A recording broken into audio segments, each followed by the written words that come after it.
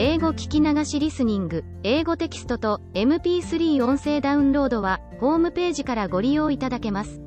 88thpp.com 88thpp.com Alice's Adventures in Wonderland Part 1.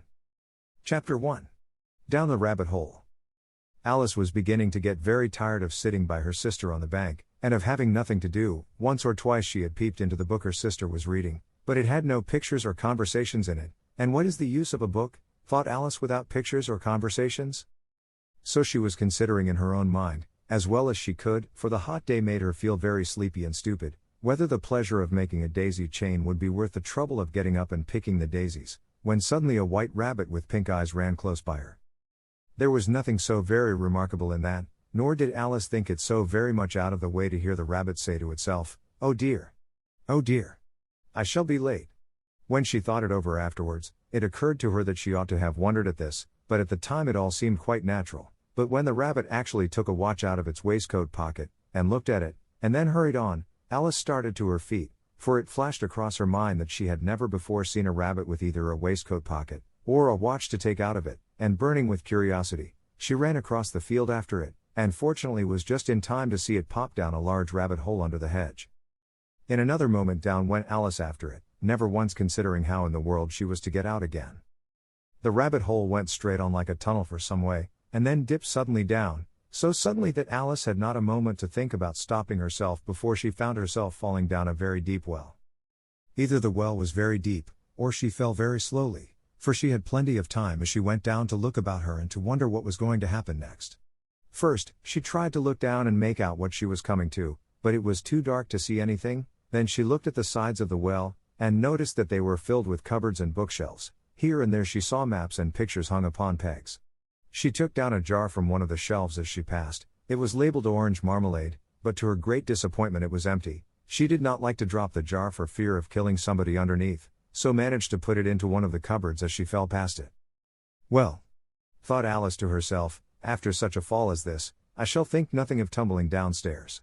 How brave they'll all think me at home. Why, I wouldn't say anything about it, even if I fell off the top of the house." Which was very likely true. Down, down, down. Would the fall never come to an end? "I wonder how many miles I've fallen by this time?" she said aloud. "I must be getting somewhere near the center of the earth. Let me see, that would be 4,000 miles down, I think, you see, Alice had learnt several things of this sort in her lessons in the schoolroom, and though this was not a very good opportunity for showing off her knowledge, as there was no one to listen to her, still it was good practice to say it over. "Yes, that's about the right distance, but then I wonder what latitude or longitude I've got to?" Alice had no idea what latitude was, or longitude either, but thought they were nice grand words to say. Presently she began again. "I wonder if I shall fall right through the earth. How funny it'll seem to come out among the people that walk with their heads downward. The antipathies, I think." She was rather glad there was no one listening, this time, as it didn't sound at all the right word, "but I shall have to ask them what the name of the country is, you know. Please, ma'am, is this New Zealand or Australia?" And she tried to curtsy as she spoke. Fancy curtsying as you're falling through the air. "Do you think you could manage it? And what an ignorant little girl she'll think me for asking. No, it'll never do to ask, perhaps I shall see it written up somewhere." Down, down, down. There was nothing else to do, so Alice soon began talking again. "Dinah'll miss me very much tonight, I should think. Dinah was the cat. I hope they'll remember her saucer of milk at tea time. Dinah, my dear. I wish you were down here with me. There are no mice in the air, I'm afraid, but you might catch a bat, and that's very like a mouse, you know. But do cats eat bats, I wonder?" And here Alice began to get rather sleepy, and went on saying to herself, in a dreamy sort of way, "Do cats eat bats? Do cats eat bats? And sometimes, do bats eat cats?" For, you see, as she couldn't answer either question, it didn't much matter which way she put it. She felt that she was dozing off, and had just begun to dream that she was walking hand in hand with Dinah, and saying to her very earnestly, "Now, Dinah, tell me the truth, did you ever eat a bat?" When suddenly, thump, thump, down she came upon a heap of sticks and dry leaves, and the fall was over. Alice was not a bit hurt, and she jumped up onto her feet in a moment. She looked up, but it was all dark overhead. Before her was another long passage, and the white rabbit was still in sight, hurrying down it. There was not a moment to be lost. Away went Alice like the wind, and was just in time to hear it say, as it turned a corner, "Oh my ears and whiskers, how late it's getting." She was close behind it when she turned the corner, but the rabbit was no longer to be seen. She found herself in a long, low hall which was lit up by a row of lamps hanging from the roof. There were doors all round the hall, but they were all locked, and when Alice had been all the way down one side and up the other, trying every door, she walked sadly down the middle, wondering how she was ever to get out again.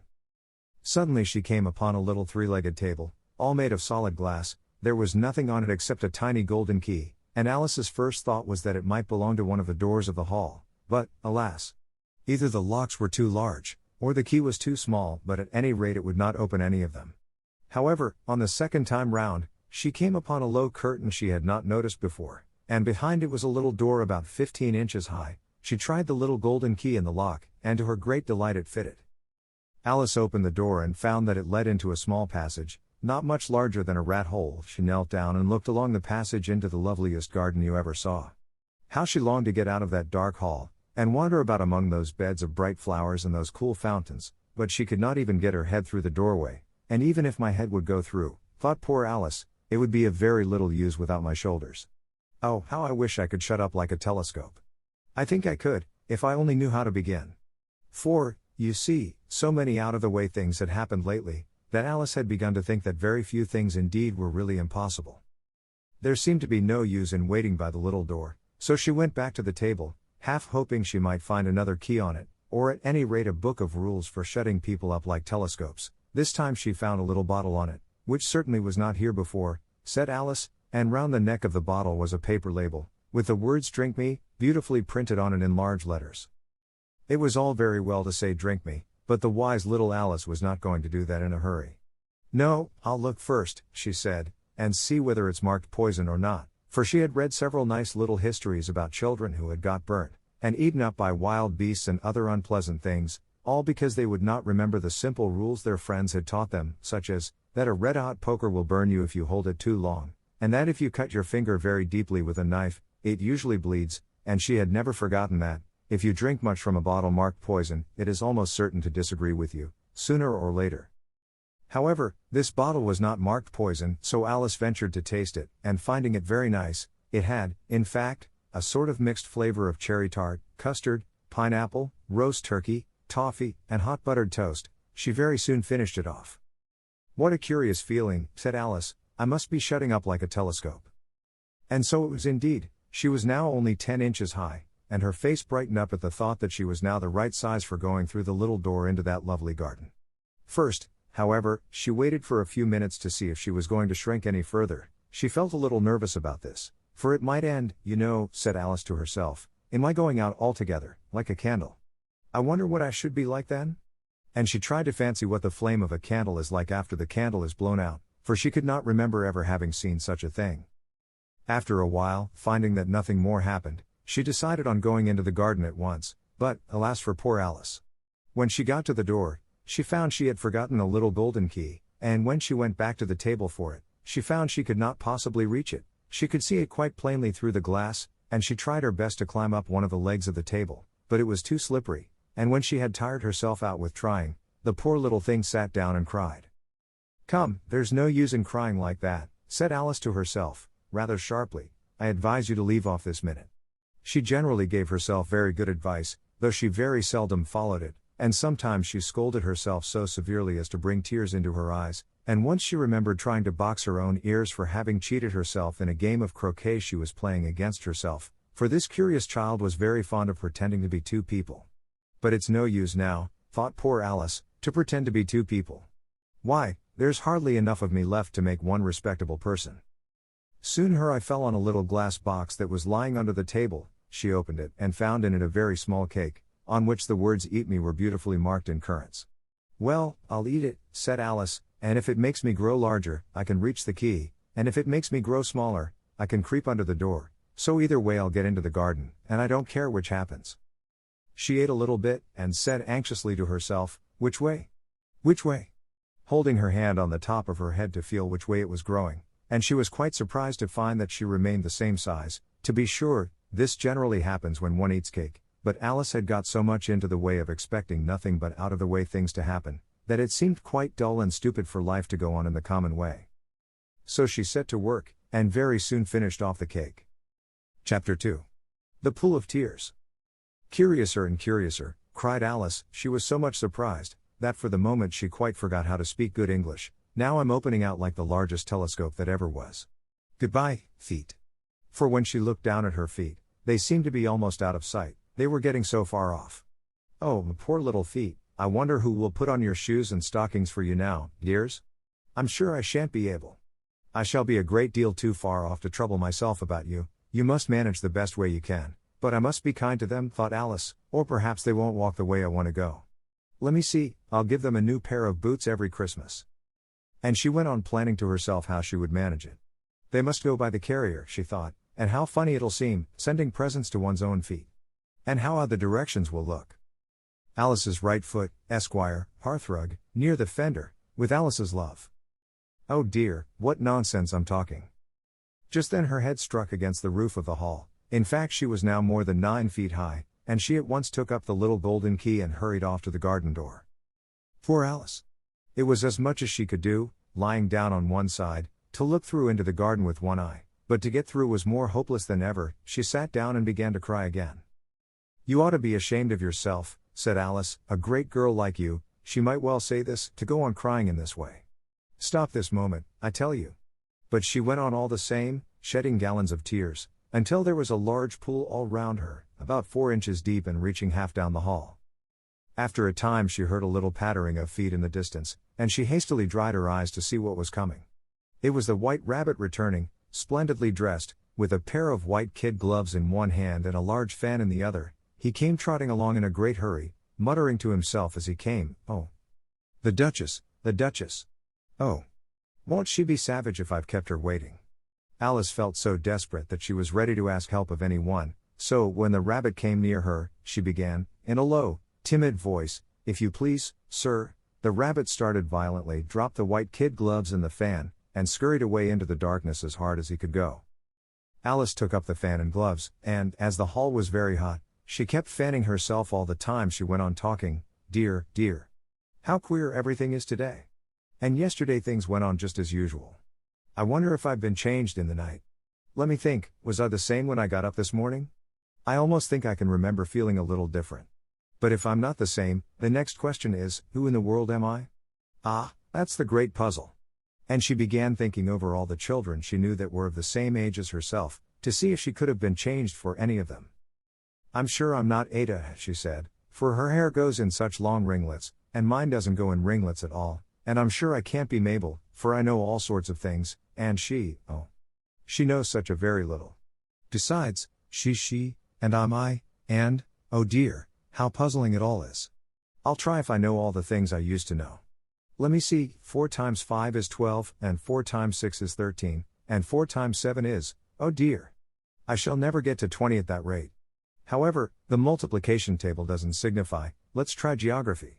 London is the capital of Paris, and Paris is the capital of Rome, and Rome, no, that's all wrong, I'm certain. I must have been changed for Mabel. I'll try and say how doth the little, and she crossed her hands on her lap as if she were saying lessons, and began to repeat it, but her voice sounded hoarse and strange, and the words did not come the same as they used to do. How doth the little crocodile improve his shining tail, and pour the waters of the Nile on every golden scale? How cheerfully he seems to grin, how neatly spread his claws, and welcome little fishes in, with gently smiling jaws. I'm sure those are not the right words, said poor Alice, and her eyes filled with tears again as she went on. I must be Mabel after all, and I shall have to go and live in that poky little house, and have next to no toys to play with, and oh, ever so many lessons to learn. No, I've made up my mind about it. If I'm Mabel, I'll stay down here. It'll be no use their putting their heads down and saying come up again, dear. I shall only look up and say who am I then? Tell me that first, and then, if I like being that person, I'll come up, if not, I'll stay down here till I'm somebody else. But, oh dear, cried Alice, with a sudden burst of tears, I do wish they would put their heads down. I am so very tired of being all alone here. As she said this she looked down at her hands, and was surprised to see that she had put on one of the rabbit's little white kid gloves while she was talking. How could I have done that? She thought. I must be growing small again. She got up and went to the table to measure herself by it, and found that, as nearly as she could guess, she was now about 2 feet high, and was going on shrinking rapidly. She soon found out that the cause of this was the fan she was holding, and she dropped it hastily, just in time to avoid shrinking away altogether. "That was a narrow escape," said Alice, a good deal frightened at the sudden change, but very glad to find herself still in existence. "And now for the garden." And she ran with all speed back to the little door, but, alas! The little door was shut again, and the little golden key was lying on the glass table as before. "And things are worse than ever," thought the poor child, "for I never was so small as this before, never. And I declare it's too bad, that it is." As she said these words her foot slipped, and in another moment, splash! She was up to her chin in salt water. Her first idea was that she had somehow fallen into the sea, and in that case I can go back by railway, she said to herself. Alice had been to the seaside once in her life, and had come to the general conclusion, that wherever you go to on the English coast you find a number of bathing machines in the sea, some children digging in the sand with wooden spades, then a row of lodging houses, and behind them a railway station. However, she soon made out that she was in the pool of tears which she had wept when she was 9 feet high. "I wish I hadn't cried so much," said Alice, as she swam about, trying to find her way out. "I shall be punished for it now, I suppose, by being drowned in my own tears. That will be a queer thing, to be sure. However, everything is queer today." Just then she heard something splashing about in the pool a little way off, and she swam nearer to make out what it was. At first she thought it must be a walrus or hippopotamus, but then she remembered how small she was now, and she soon made out that it was only a mouse that had slipped in like herself. Would it be of any use, now, thought Alice, to speak to this mouse? Everything is so out of the way down here, that I should think very likely it can talk. At any rate, there's no harm in trying. So she began, "Oh mouse, do you know the way out of this pool? I am very tired of swimming about here, oh mouse." Alice thought this must be the right way of speaking to a mouse. She had never done such a thing before, but she remembered having seen in her brother's Latin grammar, "a mouse, of a mouse, to a mouse, oh mouse." The mouse looked at her rather inquisitively, and seemed to her to wink with one of its little eyes, but it said nothing. "Perhaps it doesn't understand English," thought Alice. "I dare say it's a French mouse, come over with William the Conqueror." For, with all her knowledge of history, Alice had no very clear notion how long ago anything had happened, so she began again, "Où est ma chatte?" which was the first sentence in her French lesson book. The mouse gave a sudden leap out of the water, and seemed to quiver all over with fright. "Oh, I beg your pardon," cried Alice hastily, afraid that she had hurt the poor animal's feelings. "I quite forgot you didn't like cats." "Not like cats," cried the mouse, in a shrill, passionate voice. "Would you like cats if you were me?" "Well, perhaps not," said Alice in a soothing tone. "Don't be angry about it. And yet I wish I could show you our cat Dinah. I think you'd take a fancy to cats if you could only see her. She is such a dear quiet thing," Alice went on, half to herself, as she swam lazily about in the pool, "and she sits purring so nicely by the fire, licking her paws and washing her face, and she is such a nice soft thing to nurse, and she's such a capital one for catching mice." "Oh, I beg your pardon," cried Alice again, for this time the mouse was bristling all over and she felt certain it must be really offended. "We won't talk about her any more if you'd rather not." "We indeed," cried the mouse, who was trembling down to the end of his tail. "As if I would talk on such a subject. Our family always hated cats, nasty, low, vulgar things. Don't let me hear the name again." "I won't indeed," said Alice, in a great hurry to change the subject of conversation. Are you fond of dogs?" The mouse did not answer, so Alice went on eagerly, "There is such a nice little dog near our house I should like to show you. A little bright-eyed terrier, you know, with, oh, such long curly brown hair. And it'll fetch things when you throw them, and it'll sit up and beg for its dinner, and all sorts of things, I can't remember half of them, and it belongs to a farmer, you know, and he says it's so useful, it's worth £100. He says it kills all the rats and, oh dear," cried Alice in a sorrowful tone, "I'm afraid I've offended it again." For the mouse was swimming away from her as hard as it could go, and making quite a commotion in the pool as it went. So she called softly after it, "Mouse dear, do come back again, and we won't talk about cats or dogs either, if you don't like them." When the mouse heard this, it turned round and swam slowly back to her. Its face was quite pale, with passion, Alice thought, and it said in a low trembling voice, "Let us get to the shore, and then I'll tell you my history, and you'll understand why it is I hate cats and dogs." It was high time to go, for the pool was getting quite crowded with the birds and animals that had fallen into it. There were a duck and a dodo, a lory and an eaglet, and several other curious creatures. Alice led the way, and the whole party swam to the shore. Chapter 3. A caucus race and a long tail. They were indeed a queer-looking party that assembled on the bank, the birds with draggled feathers, the animals with their fur clinging close to them, and all dripping wet, cross, and uncomfortable. The first question of course was, how to get dry again. They had a consultation about this, and after a few minutes it seemed quite natural to Alice to find herself talking familiarly with them, as if she had known them all her life. Indeed, she had quite a long argument with the lorry, who at last turned sulky, and would only say, "I am older than you, and must know better," and this Alice would not allow without knowing how old it was, and, as the lorry positively refused to tell its age, there was no more to be said. At last the mouse, who seemed to be a person of authority among them, called out, "Sit down, all of you, and listen to me. I'll soon make you dry enough." They all sat down at once, in a large ring, with the mouse in the middle. Alice kept her eyes anxiously fixed on it, for she felt sure she would catch a bad cold if she did not get dry very soon. "Ahem," said the mouse with an important air, "are you all ready? This is the driest thing I know. Silence all round, if you please." William the Conqueror, whose cause was favored by the Pope, was soon submitted to by the English, who wanted leaders, and had been of late much accustomed to usurpation and conquest. Edwin and Morcar, the Earls of Mercia and Northumbria. "Ugh," said the lorry, with a shiver. "I beg your pardon," said the mouse, frowning, "but very politely, did you speak?" "Not I," said the lorry hastily. "I thought you did," said the mouse. "I proceed. Edwin and Morcar, the Earls of Mercia and Northumbria, declared for him, and even Stigand, the patriotic Archbishop of Canterbury, found it advisable." "Found what?" said the duck. "Found it," the mouse replied rather crossly, "of course you know what it means." "I know what it means well enough. When I find a thing," said the duck, "it's generally a frog or a worm. The question is, what did the Archbishop find?" The mouse did not notice this question, but hurriedly went on, "Found it advisable to go with Edgar Atheling to meet William and offer him the crown." William's conduct at first was moderate. "But the insolence of his Normans, how are you getting on now, my dear?" it continued, turning to Alice as it spoke. "As wet as ever," said Alice in a melancholy tone, "it doesn't seem to dry me at all." "In that case," said the dodo solemnly, rising to its feet, "I move that the meeting adjourn, for the immediate adoption of more energetic remedies." "Speak English," said the eaglet. "I don't know the meaning of half those long words, and, what's more, I don't believe you do either." And the eaglet bent down its head to hide a smile. Some of the other birds tittered audibly. "What I was going to say," said the dodo in an offended tone, "was, that the best thing to get us dry would be a caucus race." "What is a caucus race?" said Alice, not that she wanted much to know, but the dodo had paused as if it thought that somebody ought to speak, and no one else seemed inclined to say anything. "Why," said the dodo, "the best way to explain it is to do it. And, as you might like to try the thing yourself, some winter day, I will tell you how the dodo managed it. First it marked out a racecourse, in a sort of circle, the exact shape doesn't matter, it said, and then all the party were placed along the course, here and there.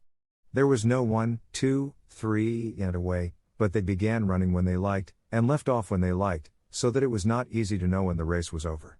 However, when they had been running half an hour or so, and were quite dry again, the dodo suddenly called out, 'The race is over.' And they all crowded round it, panting, and asking, 'But who has won?' This question the dodo could not answer without a great deal of thought, and it sat for a long time with one finger pressed upon its forehead, the position in which you usually see Shakespeare, in the pictures of him, while the rest waited in silence. At last the dodo said, 'Everybody has won, and all must have prizes.' 'But who is to give the prizes?' quite a chorus of voices asked. 'Why, she, of course,' said the dodo, pointing to Alice with one finger, and the whole party at once crowded round her, calling out in a confused way, 'Prizes! Prizes!' Alice had no idea what to do, and in despair she put her hand in her pocket, and pulled out a box of comfits. Luckily the salt water had not got into it, and handed them round as prizes. There was exactly 1 apiece, all round. 'But she must have a prize herself, you know,' said the mouse. 'Of course,' the dodo replied very gravely. 'What else have you got in your pocket?' he went on, turning to Alice. 'Only a thimble,' said Alice sadly. 'Hand it over here,' said the dodo. Then they all crowded round her once more, while the dodo solemnly presented the thimble, saying, 'We beg your acceptance of this elegant thimble,' and, when it had finished this short speech, they all cheered. Alice thought the whole thing very absurd, but they all looked so grave that she did not dare to laugh, and, as she could not think of anything to say, she simply bowed, and took the thimble, looking as solemn as she could. The next thing was to eat the comfits. This caused some noise and confusion, as the large birds complained that they could not taste theirs, and the small ones choked and had to be patted on the back. However, it was over at last, and they sat down again in a ring, and begged the mouse to tell them something more. "You promised to tell me your history, you know," said Alice, "and why it is you hate C&D, she added in a whisper, half afraid that it would be offended again. "Mine is a long and a sad tale," said the mouse, turning to Alice, and sighing. "It is a long tale, certainly," said Alice, looking down with wonder at the mouse's tail, "but why do you call it sad?" And she kept on puzzling about it while the mouse was speaking, so that her idea of the tale was something like this. Fury said to a mouse, that he met in the house, "Let us both go to law, I will prosecute you. Come, I'll take no denial, we must have a trial, for really this morning I've nothing to do." Said the mouse to the cur, "Such a trial, dear sir, with no jury or judge, would be wasting our breath." "I'll be judge, I'll be jury," said cunning old Fury, "I'll try the whole cause, and condemn you to death." "You are not attending," said the mouse to Alice severely. "What are you thinking of?" "I beg your pardon," said Alice very humbly, "you had got to the fifth bend, I think?" "I had not," cried the mouse, sharply and very angrily. "A knot," said Alice, always ready to make herself useful, and looking anxiously about her. "Oh, do let me help to undo it." "I shall do nothing of the sort," said the mouse, getting up and walking away. "You insult me by talking such nonsense." "I didn't mean it," pleaded poor Alice. "But you're so easily offended, you know." The mouse only growled in reply. "Please come back and finish your story." Alice called after it, and the others all joined in chorus, "Yes, please do." But the mouse only shook its head impatiently, and walked a little quicker. "What a pity it wouldn't stay," sighed the lory, as soon as it was quite out of sight, and an old crab took the opportunity of saying to her daughter, "Ah, my dear, let this be a lesson to you never to lose your temper." "Hold your tongue, ma," said the young crab, a little snappishly. "You're enough to try the patience of an oyster." "I wish I had our Dinah here, I know I do," said Alice aloud, addressing nobody in particular. "She'd soon fetch it back." "And who is Dinah, if I might venture to ask the question?" said the lory.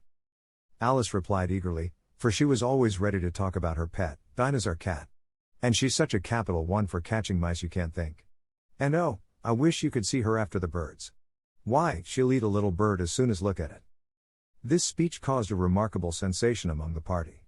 Some of the birds hurried off at once. One old magpie began wrapping itself up very carefully, remarking, "I really must be getting home, the night air doesn't suit my throat." And a canary called out in a trembling voice to its children, "Come away, my dears. It's high time you were all in bed." On various pretexts they all moved off, and Alice was soon left alone. "I wish I hadn't mentioned Dinah," she said to herself in a melancholy tone. "Nobody seems to like her, down here, and I'm sure she's the best cat in the world. Oh, my dear Dinah! I wonder if I shall ever see you any more." And here poor Alice began to cry again, for she felt very lonely and low-spirited. In a little while, however, she again heard a little pattering of footsteps in the distance, and she looked up eagerly, half hoping that the mouse had changed his mind, and was coming back to finish his story. Chapter 4. The Rabbit Sends in a Little Bill. It was the White Rabbit, trotting slowly back again, and looking anxiously about as it went, as if it had lost something, and she heard it muttering to itself, "The Duchess. The Duchess. Oh my dear paws.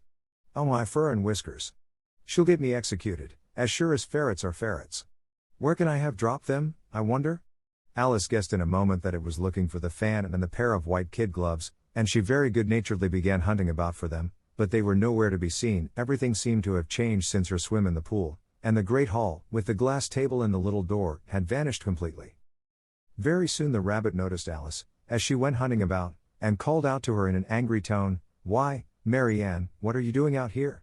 Run home this moment, and fetch me a pair of gloves and a fan. Quick, now!" And Alice was so much frightened that she ran off at once in the direction it pointed to, without trying to explain the mistake it had made.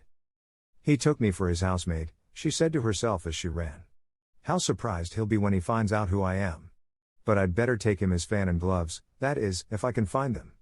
As she said this, she came upon a neat little house, on the door of which was a bright brass plate with the name W. Rabbit engraved upon it. She went in without knocking, and hurried upstairs, in great fear lest she should meet the real Mary Ann, and be turned out of the house before she had found the fan and gloves. How queer it seems, Alice said to herself, to be going messages for a rabbit.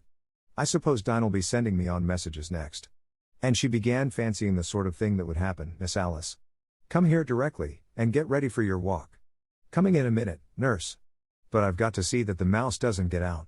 Only I don't think, Alice went on, that they'd let Dinah stop in the house if it began ordering people about like that. By this time she had found her way into a tidy little room with a table in the window, and on it, as she had hoped, a fan and 2 or 3 pairs of tiny white kid gloves. She took up the fan and a pair of the gloves, and was just going to leave the room, when her eye fell upon a little bottle that stood near the looking-glass. There was no label this time with the words "Drink me," but nevertheless she uncorked it and put it to her lips. I know something interesting is sure to happen, she said to herself, whenever I eat or drink anything, so I'll just see what this bottle does. I do hope it'll make me grow large again, for really I'm quite tired of being such a tiny little thing. It did so indeed, and much sooner than she had expected. Before she had drunk half the bottle, she found her head pressing against the ceiling, and had to stoop to save her neck from being broken.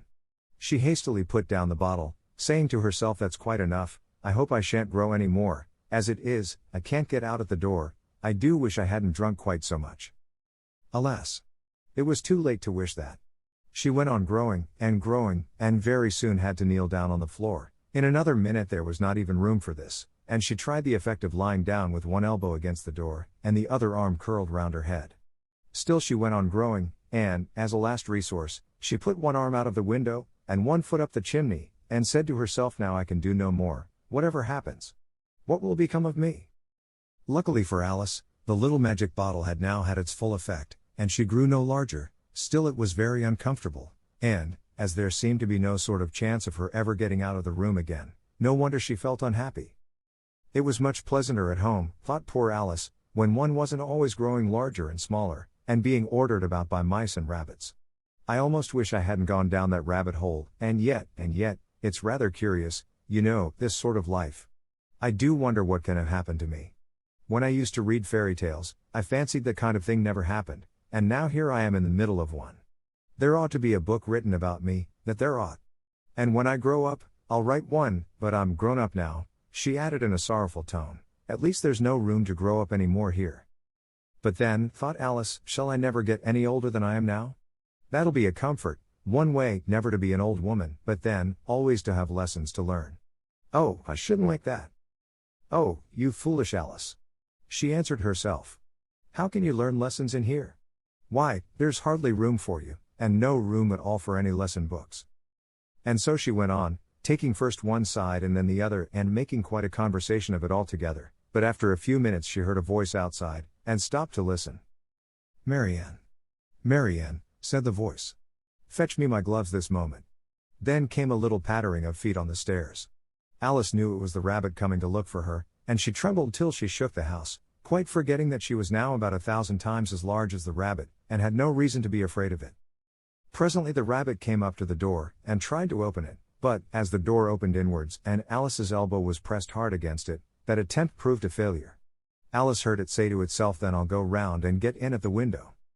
That you won't, thought Alice, and, after waiting till she fancied she heard the rabbit just under the window, she suddenly spread out her hand, and made a snatch in the air. She did not get hold of anything, but she heard a little shriek and a fall, and a crash of broken glass, from which she concluded that it was just possible it had fallen into a cucumber frame, or something of the sort. Next came an angry voice, the rabbit's, Pat. Pat. Where are you? And then a voice she had never heard before, sure then I'm here. Digging for apples, Your Honor. Digging for apples, indeed, said the rabbit angrily. Here. Come and help me out of this. Sounds of more broken glass. Now tell me, Pat, what's that in the window? Sure, it's an arm, Your Honor. He pronounced it arum. An arm, you goose. Whoever saw one that size? Why, it fills the whole window. Sure, it does, Your Honor, but it's an arm for all that. Well, it's got no business there, at any rate, go and take it away. There was a long silence after this, and Alice could only hear whispers now and then, such as, sure, I don't like it, Your Honor, at all. Do as I tell you, you coward. And at last she spread out her hand again, and made another snatch in the air. This time there were two little shrieks, and more sounds of broken glass. What a number of cucumber frames there must be, thought Alice. I wonder what they'll do next. As for pulling me out of the window, I only wish they could. I'm sure I don't want to stay in here any longer. She waited for some time without hearing anything more. At last came a rumbling of little cartwheels, and the sound of a good many voices all talking together. She made out the words, "Where's the other ladder?" "Why, I hadn't to bring but one. Bill's got the other, Bill." "Fetch it here, lad." "Here, put 'em up at this corner." "No, tie 'em together first. They don't reach half high enough yet." "Oh. They'll do well enough. Don't be particular." "Here, Bill. Catch hold of this rope. Will the roof bear?" "Mind that loose slate." "Oh, it's coming down. Heads below." A loud crash. "Now, who did that?" "It was Bill, I fancy. Who's to go down the chimney?" "Nay, I shan't." "You do it." "That I won't, then." "Bill's to go down. Here, Bill. The master says you're to go down the chimney." "Oh. So Bill's got to come down the chimney, has he?" said Alice to herself. "Shy, they seem to put everything upon Bill. I wouldn't be in Bill's place for a good deal. This fireplace is narrow, to be sure, but I think I can kick a little." She drew her foot as far down the chimney as she could, and waited till she heard a little animal, she couldn't guess of what sort it was, scratching and scrambling about in the chimney close above her. Then, saying to herself, "This is Bill," she gave one sharp kick, and waited to see what would happen next. The first thing she heard was a general chorus of "There goes Bill." Then the rabbit's voice along, "Catch him, you by the hedge." Then silence, and then another confusion of voices, "Hold up his head, brandy now, don't choke him, how was it, old fellow? What happened to you? Tell us all about it." Last came a little feeble, squeaking voice, "That's Bill," thought Alice. "Well, I hardly know, no more, thank ye, I'm better now, but I'm a deal too flustered to tell you. All I know is, something comes at me like a jack-in-the-box, and up I goes like a skyrocket." "So you did, old fellow," said the others. "We must burn the house down," said the rabbit's voice, and Alice called out as loud as she could, "If you do, I'll set Dinah at you." There was a dead silence instantly, and Alice thought to herself, "I wonder what they will do next. If they had any sense, they'd take the roof off." After a minute or two, they began moving about again, and Alice heard the rabbit say, "A barrowful will do, to begin with." A barrowful of what? thought Alice, but she had not long to doubt, for the next moment a shower of little pebbles came rattling in at the window, and some of them hit her in the face. "I'll put a stop to this," she said to herself, and shouted out, "You'd better not do that again." Which produced another dead silence. Alice noticed with some surprise that the pebbles were all turning into little cakes as they lay on the floor, and a bright idea came into her head. "If I eat one of these cakes," she thought, "it's sure to make some change in my size, and as it can't possibly make me larger, it must make me smaller, I suppose." So she swallowed one of the cakes, and was delighted to find that she began shrinking directly. As soon as she was small enough to get through the door, she ran out of the house, and found quite a crowd of little animals and birds waiting outside. The poor little lizard, Bill, was in the middle, being held up by 2 guinea pigs, who were giving it something out of a bottle. They all made a rush at Alice the moment she appeared, but she ran off as hard as she could, and soon found herself safe in a thick wood. "The first thing I've got to do," said Alice to herself, as she wandered about in the wood, "is to grow to my right size again, and the second thing is to find my way into that lovely garden. I think that will be the best plan." It sounded an excellent plan, no doubt, and very neatly and simply arranged. The only difficulty was, that she had not the smallest idea how to set about it, and while she was peering about anxiously among the trees, a little sharp bark just over her head made her look up in a great hurry. An enormous puppy was looking down at her with large round eyes, and feebly stretching out one paw, trying to touch her. "Poor little thing," said Alice, in a coaxing tone, and she tried hard to whistle to it, but she was terribly frightened all the time at the thought that it might be hungry, in which case it would be very likely to eat her up in spite of all her coaxing. Hardly knowing what she did, she picked up a little bit of stick and held it out to the puppy, whereupon the puppy jumped into the air off all its feet at once, with a yelp of delight, and rushed at the stick and made believe to worry it. Then Alice dodged behind a great thistle, to keep herself from being run over, and the moment she appeared on the other side, the puppy made another rush at the stick, and tumbled head over heels in its hurry to get hold of it. Then Alice, thinking it was very like having a game of play with a cart horse, and expecting every moment to be trampled under its feet, ran round the thistle again. Then the puppy began a series of short charges at the stick, running a very little way forwards each time and a long way back, and barking hoarsely all the while, till at last it sat down a good way off, panting, with its tongue hanging out of its mouth, and its great eyes half shut. This seemed to Alice a good opportunity for making her escape, so she set off at once, and ran till she was quite tired and out of breath, until the puppy's bark sounded quite faint in the distance. "And yet what a dear little puppy it was," said Alice, as she leant against a buttercup to rest herself, and fanned herself with one of the leaves. "I should have liked teaching it tricks very much, if I'd only been the right size to do it. Oh dear. I'd nearly forgotten that I've got to grow up again. Let me see, how is it to be managed? I suppose I ought to eat or drink something or other, but the great question is, what?" The great question certainly was, what? Alice looked all round her at the flowers and the blades of grass, but she did not see anything that looked like the right thing to eat or drink under the circumstances. There was a large mushroom growing near her, about the same height as herself, and when she had looked under it, and on both sides of it, and behind it, it occurred to her that she might as well look and see what was on the top of it. She stretched herself up on tiptoe, and peeped over the edge of the mushroom, and her eyes immediately met those of a large blue caterpillar, that was sitting on the top with its arms folded, quietly smoking a long hookah, and taking not the smallest notice of her or of anything else. 物語の続きは、ホームページからお聞きいただけます。また、テキスト、MP3 ダウンロードも合わせてご利用ください。88thpp.com 88thpp.com